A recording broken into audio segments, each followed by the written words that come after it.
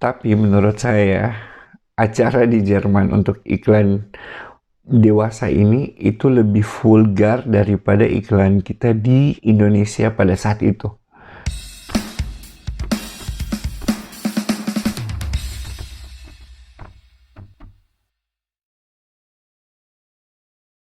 Selamat malam, kabar baik dari saya di Jerman. Semoga kalian juga yang nonton kapanpun dan dimanapun itu semoga sehat-sehat tanpa kurang satu apapun.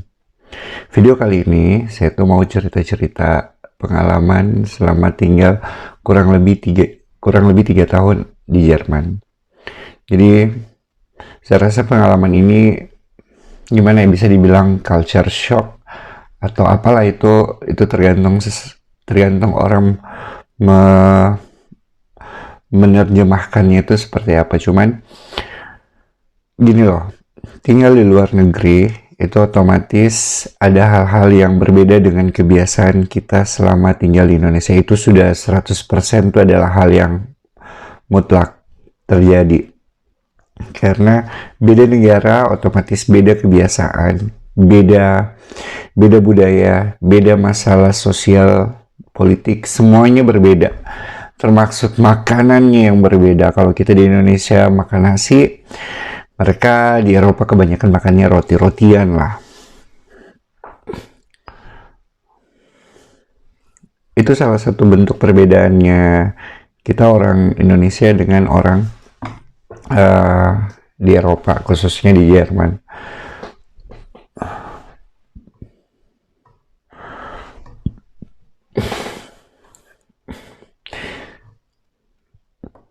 Jadi cerita ini nanti bakal jadi beberapa bagian, beberapa part. Saya udah tulis beberapa ide tentang pengalaman saya selama tinggal di Jerman. Ada hal-hal yang ingin saya share dan saya bagikan dengan kalian. Bukan untuk nunjukin bahwa, oh hebat ya udah tinggal di luar negeri, nggak kayak gitu. Cuman ada cerita-cerita atau momen-momen yang menurut saya itu lucu. Dan tujuannya juga bikin video ini atau vlog ini itu supaya bisa 10 atau 20 tahun akan datang, umur panjang, saya masih bisa ngelihat lagi video ini. Oh, ternyata gini ya pengalamannya. Ternyata seperti ini ya dulu. Kejadiannya itu seperti ini. Jadi makanya saya bikinlah video kali ini. Jadi video kali ini tuh temanya ya kurang lebih seperti yang dibaca di judul. Itu kayak culture shock saya selama ada di Jerman. Kurang lebih hampir 3 tahun ini. Ya sudah, daripada panjang lebar, kita mulai ke pembahasan yang pertama.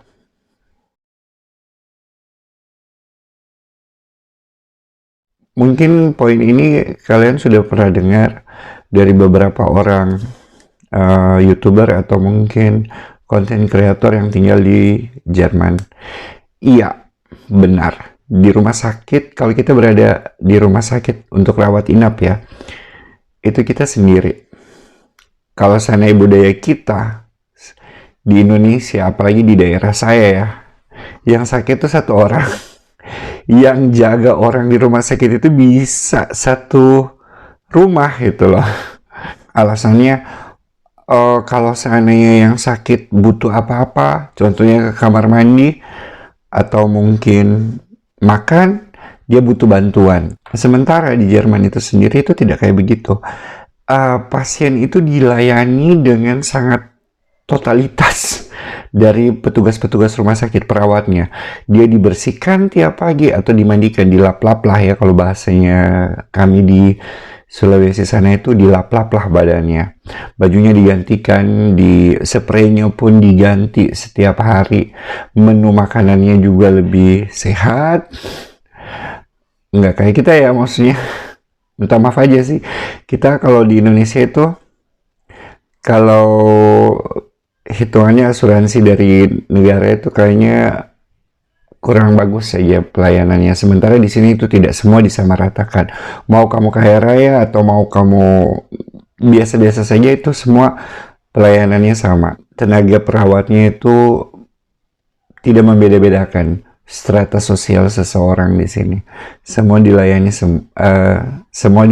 dengan sama. Jadi tidak ada alasan keluarga yang dokter saya mau tinggal di sini nih buat nemenin keluarga saya yang lagi sakit. Itu konsepnya tidak seperti itu di sini, Bambang. Beda. Saya juga agak kaget waktu itu karena 2020 saya harus masuk rumah sakit 2 hari, dan selama 2 hari itu saya benar-benar sendiri. Malam tuh kayak sendirilah. Waktu saya sakit kemarin juga saya bilang kayak gini, saya nggak mau lah sendirian di rumah sakit, tapi dibilang ya udah nggak apa-apa, itu kayak hotel kok. Mau dibilang tuh kayak hotel, tapi namanya kalau sakit ya tetap aja itu rumah sakit.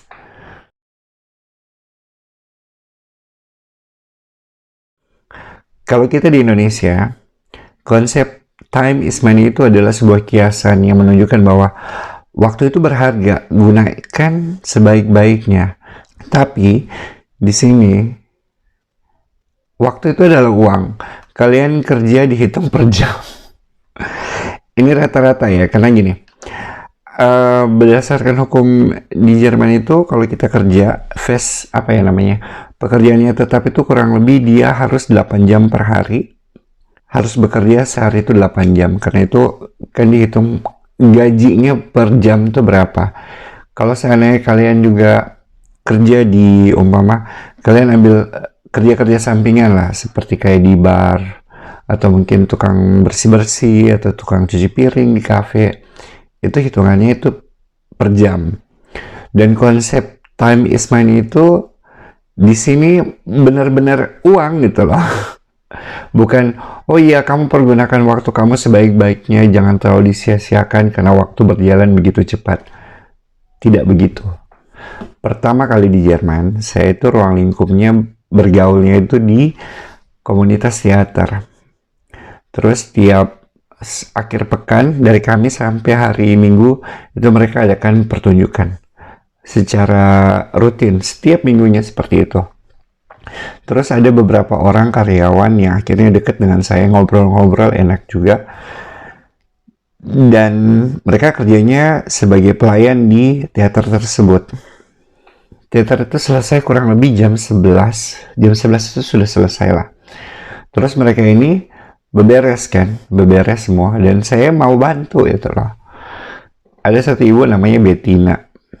Pada saat saya mau bantu dia ngomong kayak gini, gak usah lah Rif, kamu jangan ngambil waktu saya nggak bantu loh. Enggak, kalau seandainya saya kerjanya lebih cepat, itu bayaran saya kurang. Bukan berarti dia harus memolor-molorkan pekerjaan, enggak. Karena gini, ada konsepnya yang kayak jam sekian tuh harus selesai.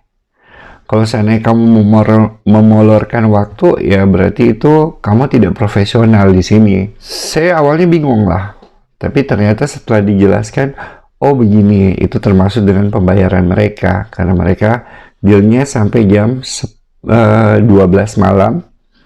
12 malam itu, 12 malam itu semua sudah tidak ada kegiatan di dalam teater. Jadi teater sudah kembali bersih, semua sudah disapu, semua gelas-gelasnya udah dicuci, botol-botol sisa minuman itu juga sudah dipak-pak kembali itu untuk ditukarkan di esok harinya.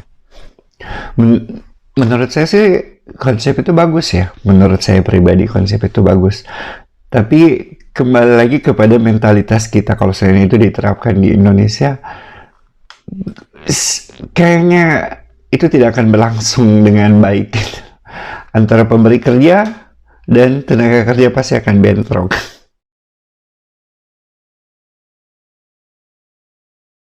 Pertama kali di Jerman itu saya tuh agak kagetnya kita masuk dari pintu masuk nih ya. Kita sudah disuguhkan banyak pintu. Jadi mereka punya koridor di dalam rumah. Terus ada, oh ini pintu kamar mandi, ini pintu kamar tidur, ini pintu dapur, ini pintu ruang tengah.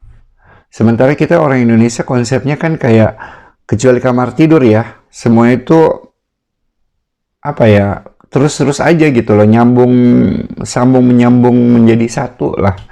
Jadi kayak dapurnya itu konsepnya seperti kamar juga. Sementara kita kan di Indonesia itu dapur tempat nonton tuh bisa lihat-lihatan gitu loh.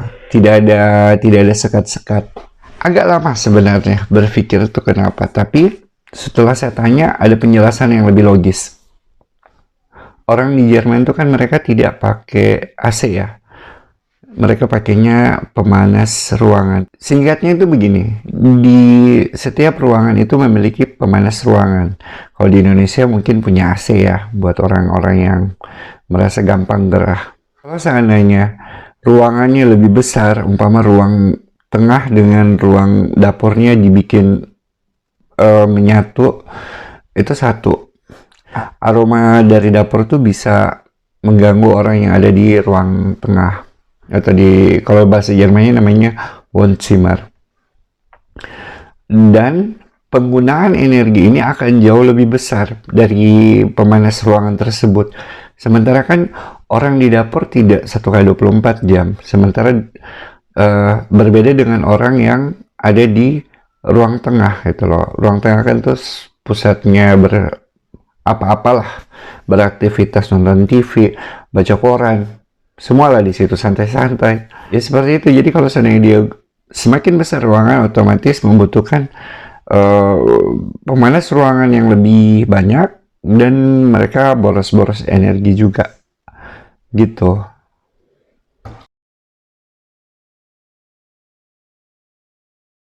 Pembahasan kali ini tuh agak sedikit mungkin panjang dikit lah ya. Awal 2000-an itu di Indonesia ada acara iklan tentang hotline khusus dewasa. Itu kalau nggak salah pembawa acaranya siapa ya, Iyan kalau nggak salah. Jadi perempuan, badannya bagus, pakaiannya itu ketat, kadang-kadang seksi. Saya nggak tahu ya, ukuran seksi setiap orang beda-beda. Bajunya yang bukan bilang minim sih, ketutup, tapi agak bagian dadanya tuh agak sedikit kebuka-buka dikit lah, kurang lebih seperti itu. Mungkin kalau ada generasi 90-an yang tahu acara itu mungkin bisa komen, saya sudah lupa, sudah terlalu lama. Di sini acaranya sama seperti itu. Tapi menurut saya acara di Jerman untuk iklan dewasa ini itu lebih vulgar daripada iklan kita di Indonesia pada saat itu. Alkisahnya itu seperti ini. Ini benar-benar culture shock saya. Di hari pertama, di menit pertama, belum 24 jam, saya sudah kaget-kaget lihat ini. Saya sampai di Jerman itu sudah malam. Sekitar jam 7 sampai jam, kurang lebih antar jam 7 sampai jam 10 lah. Saya sampai di Jerman dan saya dijemput dan sampai di rumah. Badan saya pada saat itu masih bekerja di waktu Indonesia. Jadi saya nggak ngantuk sama sekali. Sampai di rumah, sampai di apartemen, saya mandi, bersih badan, bongkar-bongkar tas, segala macem. Terus udah nggak bisa tidur, udah habis makan juga. Dan pikirannya gini, ya udahlah, ngambil remote TV, nonton. Semoga ada acara yang bisa saya mengerti. Nyari-nyari seperti biasa lah, remote TV, gonta-ganti channel. Akhirnya berhenti di salah satu channel. Berhenti bukan karena tertarik dengan acaranya, tapi kaget dengan acaranya. Jadi gini, ada perempuan di atas kasur, tidak menggunakan atasan, menggunakan bawahan yang sangat minimalis, over minimalis, terus sambil menggerakkan tangannya, gitu-gitulah pokoknya. Saya kaget. Jujur saya kaget. Ada ya acara seperti ini di sini? Saya lama loh berpikir pada saat itu. Ini gimana kalau seandainya ada anak-anak bangun jam, oh ya pada saat itu udah tengah malam ya, kurang lebih jam 2 atau jam 3 lah. Acaranya juga kayaknya masih ada deh. Di jam-jam segitu bisa saja dong anak-anak bangun, atau mungkin kita nggak tahu ya, ada anak-anak yang terbangun lah dan dia putar televisi. Saya agak sedikit kaget sih. Dan saya mikir kayak gini, emang ada ya yang mau telepon-telepon kayak gitu loh. Dan ternyata mereka punya pasar yang sangat luas. Pikiran saya pada saya itu gini, mungkin acaranya itu cuman hari ini aja, udahlah saya ganti lagi acara berikutnya. Tapi banyak pertanyaan nih di kepala. Saya pikir ya besok pagi lah mau nanya ke Klaus, minta dijelaskan kenapa seperti itu. Terus besoknya itu saya lupa bertanya. Kejadian berikutnya di malam berikutnya juga sama seperti itu, dan saya kayak yang ini seriusan nih sampai segininya gitu loh. Maksudnya kalau kayak kita di Indonesia dulu acaranya memang benar perempuan gitu loh, perempuan dipakein baju seksi dan gitulah, oke telepon saya 3 menit lagi gitu-gitulah. Tapi di sini tuh enggak, itu loh. Sudah sangat yang brutal. Speechless sampai saat ini. Saya jujur masih kayak no comment lah ya. Saya kalau diingat-ingat lagi, sih sebenarnya kayak nggak tahu lah, menurut saya nggak terlalu penting gitu loh mengeksploitasi tubuh hanya untuk mencari pundi-pundi rezeki. Kayaknya itu bukan saya. Entah laki-laki atau perempuan, atau mungkin dia transpuan ataupun trans pria, saya tidak terlalu setuju dengan konsep memamerkan tubuh ke orang-orang. Yap, itu tadi 4 cerita. 4 cerita dulu ya. 4 cerita saya selama di Jerman tentang culture shock. Dan apa ya? Ya, kita sudah cerita 4 hari ini. Ada kita sendirian di rumah sakit, terus kedua, oh iya, ini sendirian di rumah sakit ini itu berlaku hanya orang dewasa ya. Ada anak-anak dalam kasus-kasus tertentu dia harus didampingi dengan orang tuanya, khususnya ibu. Terus yang kedua itu ada time is money, yang konsepnya berbeda dengan kita. Kedua, rumah di Jerman itu banyak pintunya. Kadang-kadang itu membingungkan. Menurut saya pertama kali itu sangat tidak praktis, karena mau ke sini buka dulu, masuk, habis itu tutup lagi. Gitu-gitulah, agak sedikit kurang praktis menurut saya. Terus yang keempat, iklan dewasa di televisi di Jerman. Dan acaranya memang tengah malam. Benar-benar tengah malam, sekitar jam 2 sampai jam 3. Mungkin kalau seandainya kalian mau tinggal di Jerman, bisa deh cek sekali-sekali lah. Adalah iklan-iklan seperti itu.